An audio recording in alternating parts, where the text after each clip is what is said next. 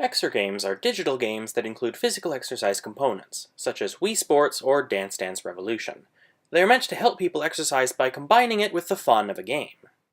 However, sometimes exergame players will overexert themselves, potentially putting their health at risk. We wanted to get these players to slow down without pulling them out of the game experience. Our solution is to embed implicit suggestions, or nudges, into the game world to convince players to slow down of their own volition. We tested these techniques with 2 games played using a recumbent exercise bicycle: Plain Game, a single-player racing game, and Geku Race, a multiplayer racing game.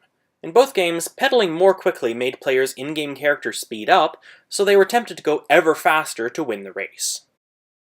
We added nudge-type feedback into both games to encourage players to slow down after crossing a preset speed limit. The further players get from the speed limit, or the longer they stay above it, the stronger the feedback becomes. In Plain Game, the plane's engine overheats, and smoke and fire billow out. In Geku Race, the player's lizard gets tired and starts panting. With Plain Game, we tested the nudge feedback against an explicit text-based display. The nudge techniques were as effective as this explicit display at keeping players pedaling below the speed limit. In Geku Race, unlike Plain Game, we allowed the lizard to keep speeding up even past the speed limit. Many players kept going past the speed limit, ignoring the nudge feedback warning them that they were going too fast. However, these players slowed down when there were in-game consequences for going too quickly. Here, in the punishment version, the lizard falls down and gasps if players go too quickly.